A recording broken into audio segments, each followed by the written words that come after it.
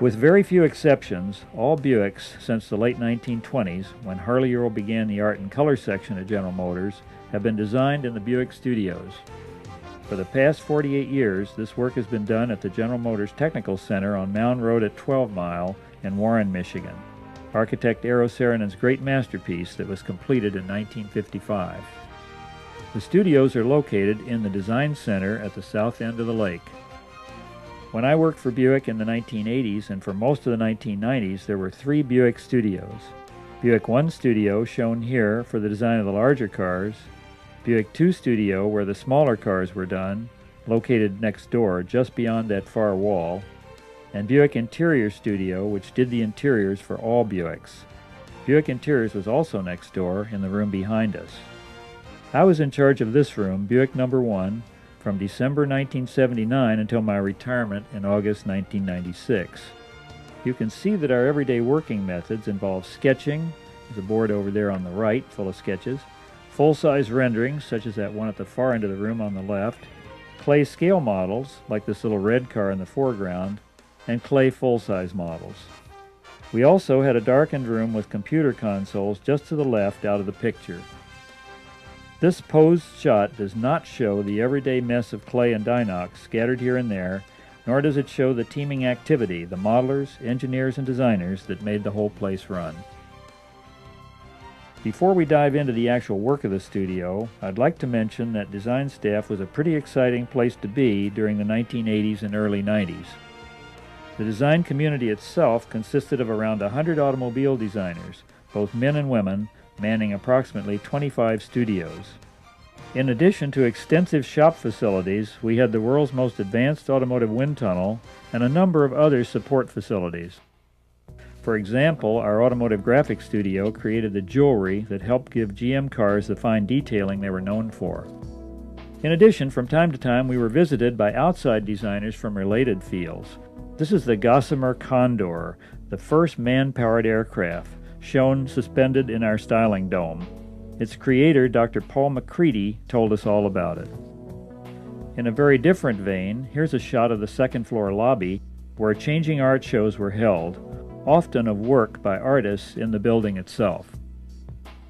When I first arrived in Buick Studio in December 1979, fresh from an advanced studio where we had been working on far-out projects, this is what I saw.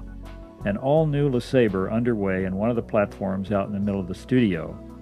The full-size clay model shown here had been covered with a stretchy plastic film called Dinox, in this instance painted a bright copper color. Windows were Dinoxed black, and the bright moldings had been covered with foil to look like chrome. This design was based on GM's new BC platform, the first full-size cars in the industry to be radically downsized, with transverse-mounted engines driving the front wheels. The designers were well past the initial sketch phase of the program and had arrived at a clean, straightforward theme with a unique hood and deck that opened over the sides of the body. Joe Presser at Buick Engineering was the prime mover in making this front-opening hood a reality. Here is the full-size side-view rendering of the theme, done on translucent vellum stretched over the engineering layout and seating package. This car represented a synthesis of ideas from designers Gary Smith, Clark Lincoln, and my new assistant Ted Schroeder, whom you'll see later in a group picture. I walked around the car and became acquainted with the design. Front, side, and rear. I was most happy to discover this handsome cast wheel design by Clark Lincoln. In the next few days, members of Buick management began dropping in, and I soon became a member of the team. Buick General Manager Don McPherson paid us a visit. Much to my surprise, he walked over and shook hands with this new body-colored rearview mirror. There was just something about it, I guess, that he found amusing. We hung in with this approach to the mirror for quite a while, but eventually it gave way to a more practical solution. This overall body theme continued to progress, and we took it outside to our large viewing patio to get a better look. Notice the lower door surface is now inset to allow for a range of body side moldings, and yet still indexed with a little clearance cove just above the bumpers on either end of the car. There was a lot of talk about international tail lamp criteria, which require amber lenses as well as red, but these requirements were never adopted here in the United States. Look what McPherson's handshake did to the rearview mirror. The design theme was taken on to the fiberglass model stage. But meanwhile, it was decided that the top-of-the-line car, the Electra in those days, would be the first car to market with the new body, not the LeSabre. So we started another model with a little more headroom, but the same general theme, and it became the Electra. We put on our Electra hats and looked at more formal roof lines and dressier side treatments. New full-size tapes and renderings reflected this thinking. We started a scale model. Scale models are useful for quick 3D visualizations and to explore alternative designs without upsetting the mainstream direction on the full-size clay. And we got into new upscale front and rear graphics more appropriate to the Electra. Wall-to-wall grills, for instance. I like this bowl wraparound lamp on the corner. And wall-to-wall tail lamps. I should note at this point that the deck lid no longer opens over the side of the fenders like the hood does up front. Hinging and structural difficulties kept us from doing that. Across the rear, however, the deck lid opens as far down as the tops of the lamps. Gary Smith came up with the idea of a drop-in plate. When the deck lid is opened, there's a slot to drop the license plate into. When the lid is closed, the plate is locked in place. No nuts or bolts to deal with when removing or changing a plate. This feature is a theft deterrent as well. The program firmed up for introduction in the 1985 model year, and we began to sweat the details. Most designers love the beautiful fine grille texture on the 1939 Buick, so we tried a vertical texture. It looked right, so we inset our Tri-Shield emblem into it. Here's another detail, the obligatory vinyl top workout, a stylistic leftover from the 70s, but still in demand in the 80s. Lots of other details like gas filler caps and keyless entry locations were worked out after all the main body surfaces had been released to body engineering. Incidentally, remote keychain units made this combination entry obsolete overnight. We even designed and modeled the black plastic cowl panel where the windshield wipers rest, between the rear edge of the hood and the windshield. The integrated rearview mirrors were an interesting new look and we gave it our all, but there were inherent engineering and assembly difficulties with this approach and we moved on. You will see our final solution in a minute on our fiberglass model. Meanwhile, Paul Tatsias and his design team next door in Buick Interior Studio were developing the living space, so to speak, of the Electra. The upper panel featured a full-width wall-to-wall motif that was consistent with our exterior themes. Eventually, it all came together in a highly realistic fiberglass model. Most people would not be able to tell this from a production Electra, and that's the idea. Here it is in the viewing patio. Notice the big scoop in the lower front end and the swept-back surfaces on each side of it. One of our younger modelers, Dave Shilosky, spent a couple of weeks on his back under there getting those surfaces just right. He said he wanted a Michelangelo medal.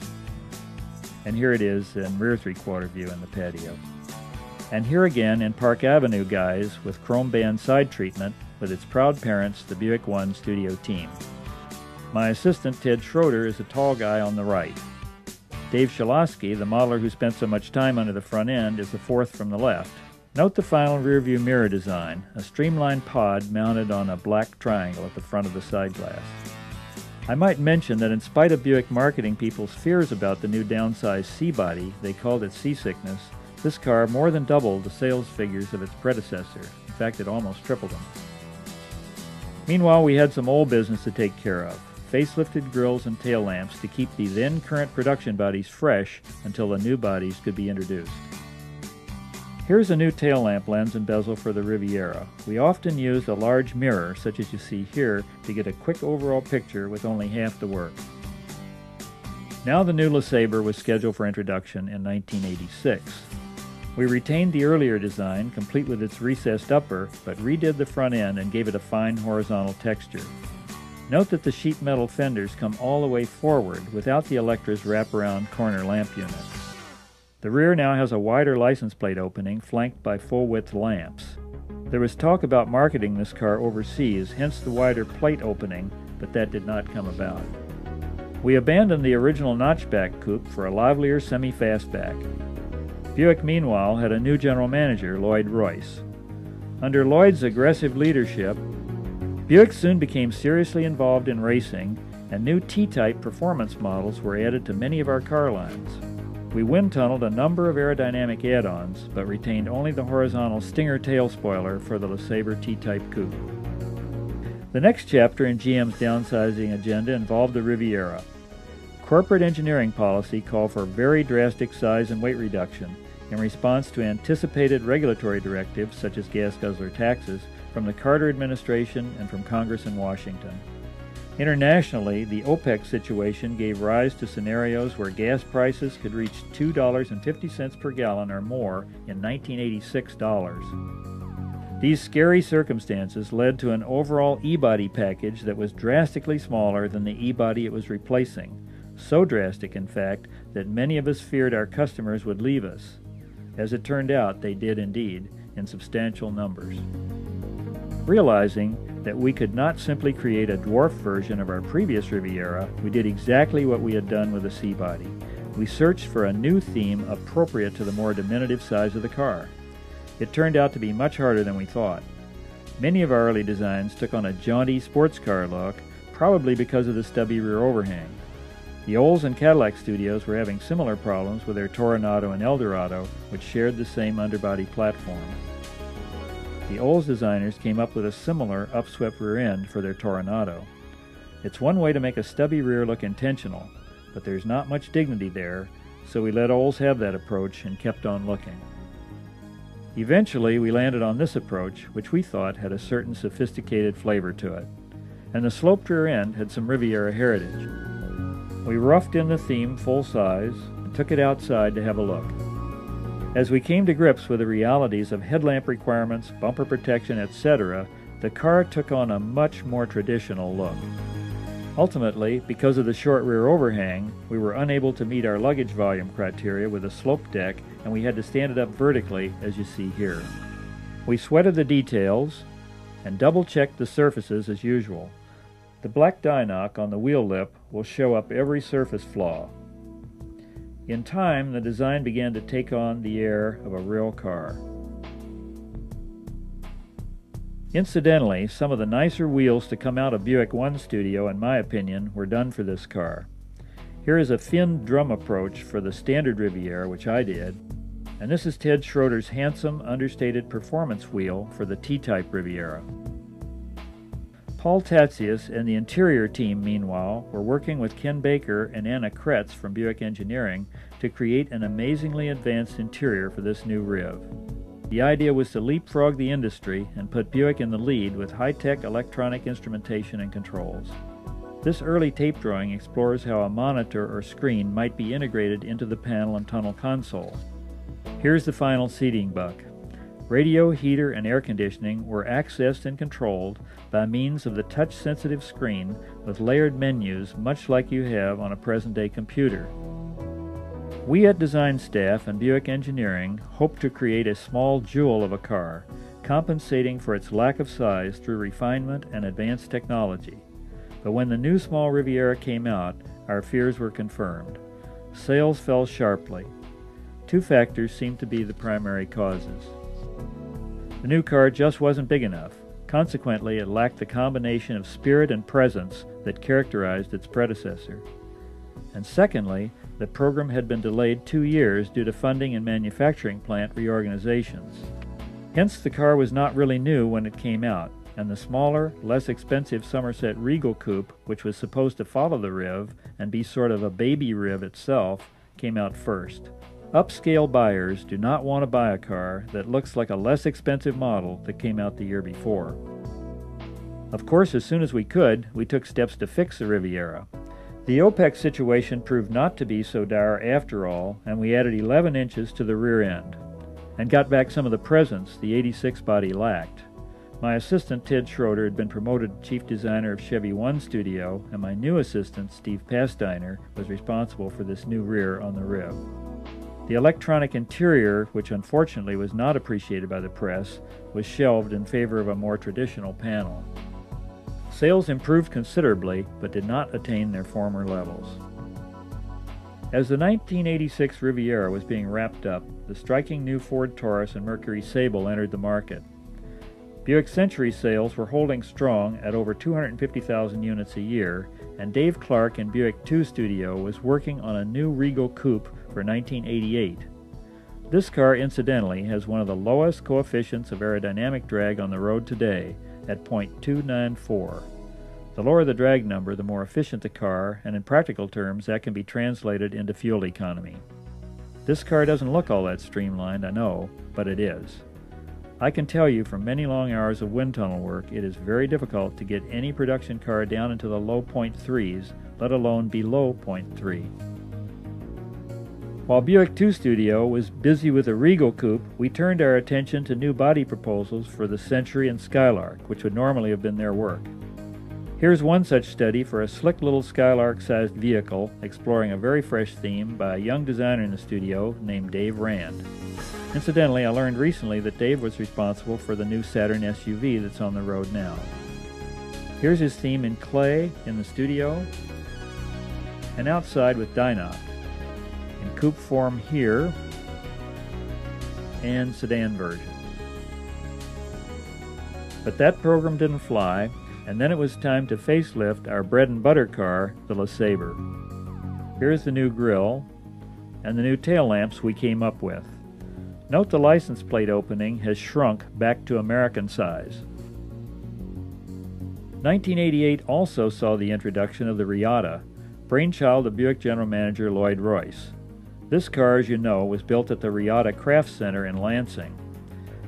The design was created in Advanced 2 Studio and is credited to designer Dave McIntosh under studio chief Dave North. In the meantime, the strength of the Taurus and Sable in the marketplace prompted GM to enter some strong new sedans into the mid-size market. To gain greater individuality for these sedans, it was decided that they would not share sheet metal with the coupes. To pay for this distinction, however, the Buick Regal sedan would have to share underbodies with the Oldsmobile Cutlass Supreme and the Pontiac Grand Prix sedan. Here's an early shot of the Regal sedan clay model armature. Its side glass planes have been primed with clay and are being milled in. By this time, in the mid-1980s, we had been using computerized surface recording devices for years, and were beginning to use this data to mill in control surfaces such as these glass planes. One great blessing resulting from this technology was the ability to duplicate the other side of the model without having to make dozens of carefully hand-fitted wooden templates. All three divisional design studios made a great effort to come up with their own distinctive side glass shapes. We were still smarting from the Fortune magazine cover showing GM's look-alike cars all in a row. Needless to say, none of our uppers could look like the Taurus or the Sable either. This is the Buick window configuration we came up with. I'm prejudiced, of course, but I thought it was the best looking of the three. It was the natural result of taking the lozenge-shaped lower and scooping out a shallow boat-shaped beltline for the upper to sit in. Simple and straightforward. At first, probably influenced by certain Mercedes and Audi models of that era, I gave the Regal a rather high protective molding, running the length of the body side and wrapping right through the tail lamps.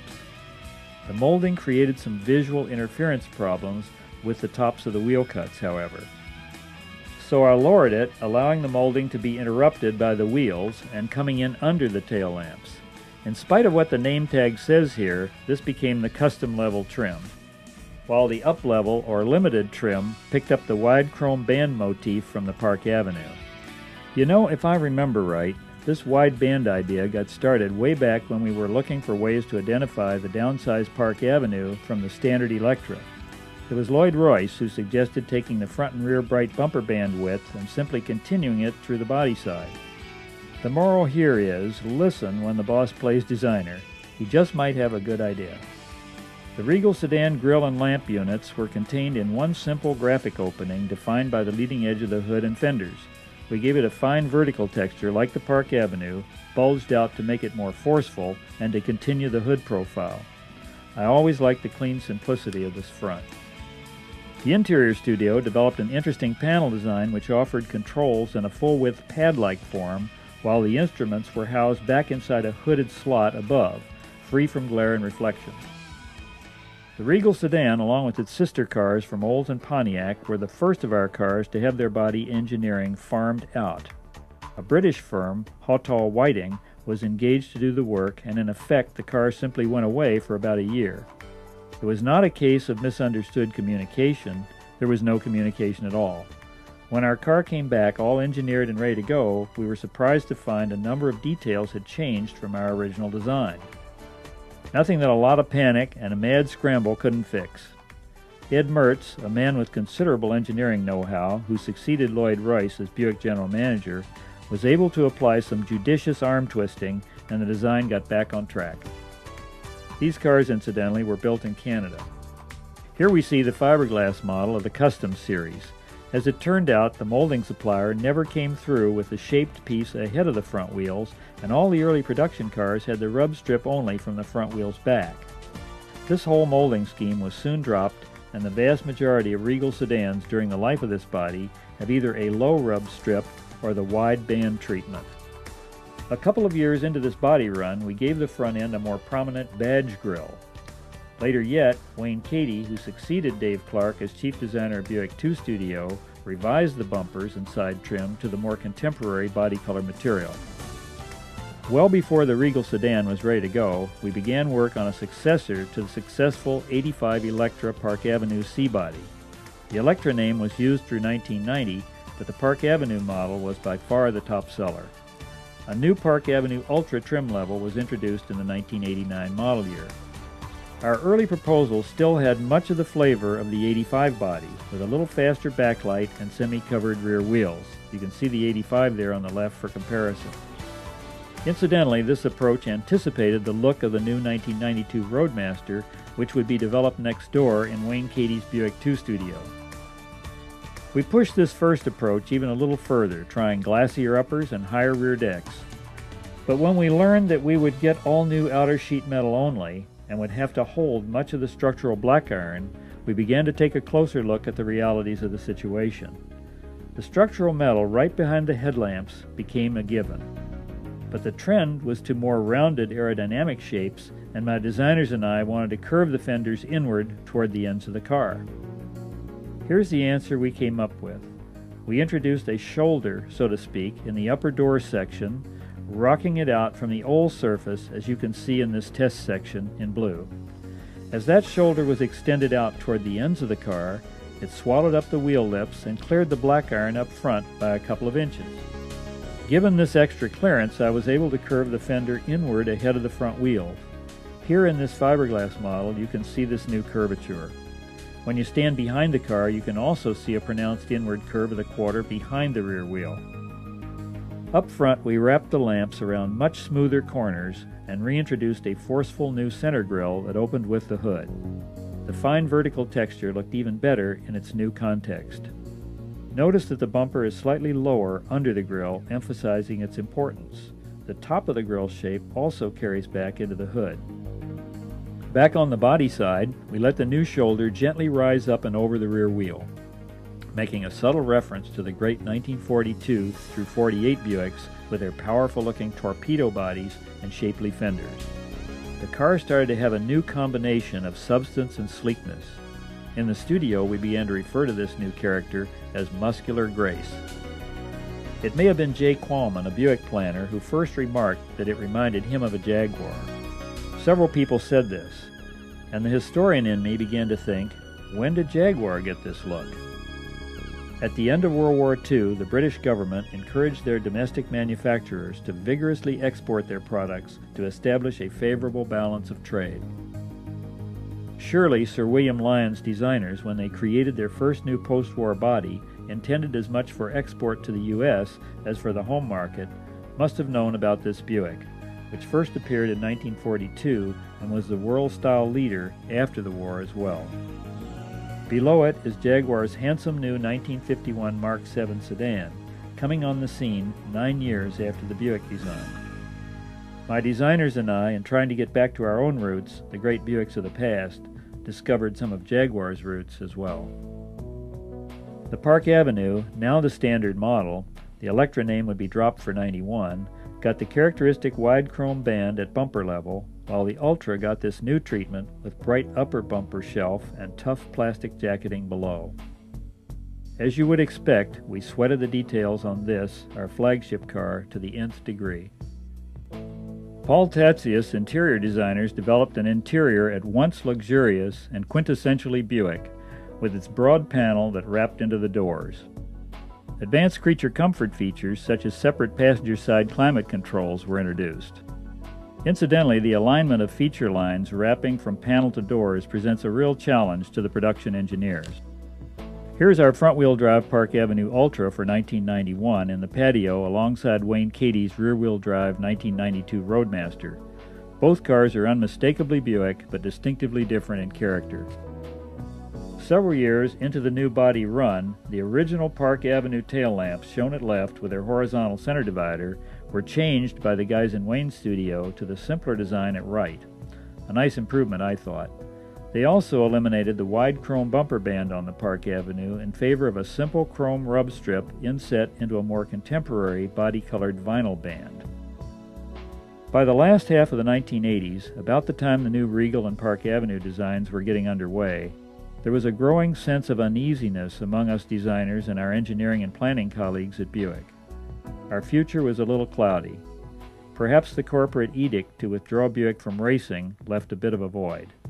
Foreign manufacturers were starting to make real inroads into Buick's segment of the market. Where was Buick going? Where should we go? We sensed that Buick needed a shot in the arm, or perhaps a kick in the butt. It needed to redefine itself. As a team, we came to believe that Buick needed to plant its feet firmly on the ground and reaffirm its own true character. Buick stood for premium American motor cars. Working closely with Buick's planning and marketing people, we decided to define Buickness in visual terms, selecting actual objects that embodied the Buick style, if you will, and by extension the values that motivated it. Most importantly, what does the essence of Buick look like? With growing enthusiasm, we put together in our auditorium a show, an exhibit, which we called The Essence of Buick. Our exhibit group came up with these unique suspended conical scrims that spilled a wonderful even light over the objects on display. Flanking the entrance with its proclamation Premium American Motor Cars were two of the greatest Buicks of the past, the 1949 Roadmaster and the 1963 Riviera. These cars not only defined Buick style, but were leaders of American automotive style in their day. Here and there throughout the exhibit were still life groupings, representing the values of craftsmanship and design refinement, a beautiful cello, finely wrought brass objects, sports and culinary items, recreational accessories, designer clothing, beautifully carved decoys, Waterford crystal, and of course, handsome automotive carpet, fabric, and seating worthy of a Buick. At the heart of the show were our latest automobile designs, among them the stunning Lucerne concept car, done by Phil Garcia and his group in Advance One Studio, and of course, our new 91 Park Avenue Ultra. We threw a party and invited not only key people within the corporation, but selected members of the press as well. Here's Bob Stempel, GM chairman at that time, and his wife. Design staff Vice President Chuck Jordan chatting with Keith Crane, CEO of Crane Publications, and some real Buick celebrities, Ed and Alice Mertz with Lloyd Royce, former Buick general manager and now president of the corporation. Beyond them is Darwin Clark, Buick director of marketing. Darwin and Kathy Graham of design staff were charged with making this event a reality. During the festivities, my talented assistant Andy Hansel unveiled his original artwork for the beautiful Essence of Buick poster. At the time, Andy was in the process of actually moving a Greek Revival house in Romeo, Michigan, which he then restored, furnished with handsome antiques, and is living in today.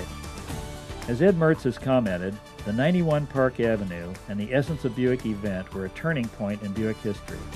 The phrase premium American motor cars took on a tangible meaning for us, and soon for the public as well, we hoped. There was now a visual memory bank that could guide us in setting the tone of our products into the next decade. To the millennium, actually. In the wake of the Essence of Buick show, Phil Garcia's Advance One studio was commissioned to design a show car. This beautiful sedan embodied the new spirit perfectly and was named the Buick Essence. It was shown at the very next Detroit International Automobile Show, a year before the 91 Park Avenue was announced. I think you can see the flavor of its lines in Wayne Cady's handsome Buick Regal and Century body on the road today. The Buick product lineup in the early 90s was a strong one indeed. It included the Park Avenue, Roadmaster, Century, and Skylark, in addition to the newly bodied 1992 LeSabre, which we did in Buick One Studio. Our next project was truly a designer's dream, a Riviera on a totally new platform. My designers and I wanted nothing less than a home run design over the center field fence. Here was our golden opportunity to create a car of great character and distinction. In short, a Riviera that would re-establish its design leadership. To get started, we selected several outstanding automobiles of the past as benchmarks, not to imitate, mind you, but to fire us up and to set a standard for us to try to top. Among them, the Buick torpedo bodies of the 1940s, like the sedanette that inspired the Jaguar. We chose the great E-Jaguar itself for its muscularity, and the 1966 Riviera for its grace and beauty. We weren't after a car that was nice looking. We wanted a car that was drop-dead gorgeous. Sketches and models soon began to fill the studio, and a great many themes, such as these, had their moment in the spotlight. We even looked at a four-door version. To get things rolling full-size, we roughed in the theme from the swanky Lucerne show car.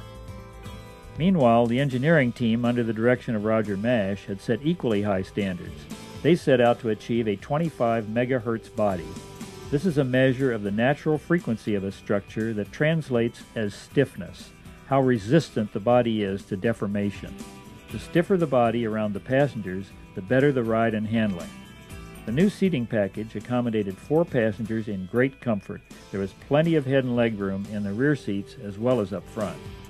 As we began to model the Lucerne theme around the new package, however, we soon ran into problems. The sleek roofline of the Lucerne sliced into the passenger headroom. The Lucerne lost a lot of its magic when the anatomy of the new package interfered with its graceful proportions. Although we struggled mightily to make it work aesthetically, it was a losing battle. We loved the Lucerne theme, but our new Riviera engineering package did not. A young designer in the studio, Eric Clow, did a front-end sketch that we all liked, showing an elliptical grille opening and swept-back headlamps. One Saturday morning, before I came in, Andy Hansel and Eric taped his front-end design on a full-size clay model buck that we were going to use for our wind tunnel work. Chuck Jordan, our boss, came in and saw it and loved it. I came in and I loved it. Now we had a promising new front-end design, but no car to go with it. John Bloyer, one of my most capable sculptors, began to rough Eric's design onto the new model, and it occurred to me that we could control the fender-to-hood intersections better if John built a couple of canted planes or chamfers which we could round off later as an Eric sketch. However, once John got them roughed in, they looked so right that they became a key design feature. Meanwhile, I started a full-size side view tape drawing to see if a very simple undulating body side theme would work. It seemed to be the right answer, and it became apparent that the chamfer planes on the insides of the fenders up front could be continued back alongside the undulating belt line and eventually out across the deck to the rear of the car. They became the character features of the body theme. When we carried the central fuselage shape through to the rear of the car, a little bit like the torpedo C-bodies of the 1940s, the elliptical tail lamp shape was a natural termination. Paul Tatsius Riviera interior, built on the original 1963 theme, updated to perfectly complement the new car. Indeed, this theme fit the new seating package like a glove. The battery had been relocated under the rear seat, which allowed for the swept-back headlamps, and the body structure met its target with respect to stiffness. At one meeting with our marketing team at Buick, I facetiously suggested that we run some ads showing the Riv at the proving grounds squashing Volvos. Absolutely nothing came of this idea, of course. The 95 Riviera had an enthusiastic reception from press and public alike. A writer for the Washington Post even named it the design of the decade. But despite the car's design and engineering excellence, the market for large coupes was on the wane. Lincoln discontinued their Continental Coupe, and not long after that, our Riv fell victim to the same winds of the marketplace. But in many respects, the design spirit of the 95 Riviera lives on in the all-new C-body for 1997, and that was the idea. Andy Hansel and I consciously tried to establish a vocabulary of powerful yet graceful shapes that might become the basis for a re-established Buick tradition, a tradition that builds on great Buicks of the past, in order to provide a visual language for future generations of Buicks. For the 97 Park Avenue and Ultra, we retained a bowl center grille with its fine vertical texture. We wanted to steer clear of those little smiling trapezoid grills that were starting to appear on half the cars in the world. Note the rib wheels in this early shot. Later we developed new cast wheels for this car. But we were not able to sweep the headlamps back from the grille to the extent that we did in the Riviera. The engineers wouldn't give me back that battery space. So I had to leave the lamps in a forward position, but we stretched the unit itself further around the corner. In the sheet metal above the lamps, we twisted the chamfered plane outward at the front. The hood cut now rides high on the chamfer plane instead of running along the bottom of it as in the rib. From the windshield pillars back, however, the chamfers flow rearward much like they did on the Riviera. The width of the back seat in this big C body, though, pushed the base of the number 3 pillars outward, so they in effect bite into the chamfer plane rather than sitting inboard of it as in the rib. You can see this condition in this rear view shot. In these early rear-end graphics, there's confusion around the license plate and lower deck cut area. The objective is to get the deck cut as low as possible for ease of liftover, but the effect is a little cluttered here. This shot of the car a few weeks later is close to the final workout, much better organized, I think. This view also shows the way in which the chamfer planes interact between the deck cuts and the outer fender surfaces which curl in over the tail lamps. For a time we looked at a groove line running the length of the car through the door handles, and the back window was more crowned or rounded in profile. But in time we dropped the body groove and flattened the rear window, both good moves in my opinion. One of my favorite touches on this car is an almost invisible black rubber flap attached to the bottom edge of the doors, which keeps mud and ice off the inner door sill. When you get in or out of the car and your trouser leg or stocking brushes the sill, you won't get dirty. We retained the chrome ledge on top of the bumpers from the previous Park Avenue Ultra. Just below that, the body-wide rub strip motif was brought over from the Riviera. This time, we didn't proclaim the Ultra with a different body trim treatment. Up front, the Park Avenue retained the stand-up hood ornament, while the Ultra got a jewel in its turban, so to speak. The Ultra also got a darker tail lamp lens in the rear. The major differences between the two models were quite apparent in the interior, in the Ultra's more luxurious accommodations and state-of-the-art controls. Paul Tatzios took a rather untraditional approach for Buick in the panel design. The sweeping wall-to-wall look was part of our Buick heritage, but he felt that the need for more legible instruments and more accessible controls should override tradition in this case. He let the upper brow of the panel gently rise over top of the instruments, while the radio and HVAC, heat, vent, and air conditioning controls, bulged rearward for accessibility to both driver and passenger. However, in keeping with tradition, the lines of the panel flow into the doors on either side. Here's a shot of a static consumer preference study of seats, in Dallas, I think. Results of these sessions informed the choice of fabrics and colors. But because Buick owners, more than those of many other makes of cars, actually purchased their cars expecting to take long trips in them, Buick in the early 90s began an intense study of the dynamics of automobile seat comfort. Seat cushions and backs were segmented into their many pressure points, dozens actually. Teams of engineers, along with people of all shapes and sizes, rode in them, continuously evaluating these pressure points after 2 hours, 4 hours, 6 hours, and even more. Based on this data, the first generation of these remarkable seats appeared in the 95 Riviera. The 97 Park and Ultra got the second generation. The 92 LeSabre body, meanwhile, had received a facelift in mid-body run. New hood and grille, front and rear bumpers, body side protective moldings, and tail lamps did the job. Note the diagonal deck cuts down through the lamps here, replacing the stepped cut in the earlier model. These modest improvements may have helped the LeSabre retain its long-standing position as best-selling full-size car in the industry. Eventually, however, it was time for an all-new body for the LeSabre. Its success over the years prompted the decision to give it, for the first time, its own sheet metal entirely separate from the Park Avenue. As with the 1991 Regal sedan program, the LeSabre would share its underbody components, its platform, with an all-new Pontiac Bonneville and what would become the second-generation Olds Aurora. This program was codenamed GMX 220. We kicked off the program in Buick 1 Studio with the usual flurry of sketches and full-size tape drawings. I rather liked this bouncing belt approach, look out Jaguar, but not the action in the lower doors. Increasingly in the 1990s, we designers were required to devote considerable effort to analyses of brand character and to consumer preference clinics. One such study for the new LeSabre involved a group of scale models photographed against a realistic backdrop so that they would look exactly like full-size cars. These, along with similar photos of actual production cars, like the LeSabre and the Dodge at the bottom, were projected full-size on a screen in a darkened room and shown to a group of consumers who had been selected on the basis of the cars they owned or intended to buy. Later, they were asked to discuss their reactions to the various designs. This kind of group interview is called a clinic, and the people in it are called respondents. Of the 3 scale model designs across the top, car G, the one on the right, was the most well received. The outcome of this clinic dovetailed with Ed Mertz's feeling that the new LeSabre design should be evolutionary rather than revolutionary.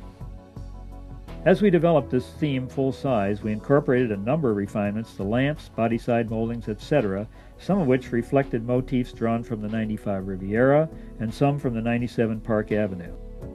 A careful balance was needed here. With earlier LeSabres, dealers were known to complain that the LeSabre was too close in appearance to the Park Avenue. People would come into their showroom intending to buy a Park Avenue, only to leave with a LeSabre. We believed the totally separate sheet metal would take care of most of this problem, but we still wanted to make sure that their graphics were sufficiently different too. I chose not to use the distinctive chamfer planes from the Riviera and Park Avenue on the new LeSabre. Instead, we came up with the idea of a prominent raised shoulder or fender form on top of the hood and deck. Epaulettes, as we called them. These were echoed in the roof with its standing ribs on either side, seen here in this early patio shot. Some of the roof rail structure could be housed in these ribs, allowing a little better entry and exit headroom.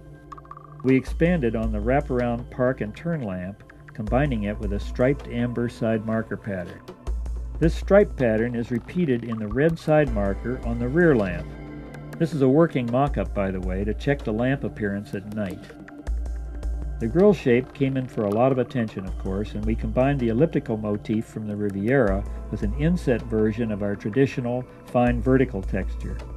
That's not some weird new hood ornament you see up there, but a high-tech positioning device to make sure the model is in the right position for recording its surfaces electronically. The right half of the grille here is a paper mock-up, but the left side has been milled in from computer data. As you might imagine, design staff pioneered the use of the computer as a design tool. Since the 1960s, clay model surfaces had been recorded with increasingly sophisticated electronic devices. By the early 1980s, computers were being linked to milling machines so that data could be cut into the clay. The late 1980s saw designs actually being initiated in the computer.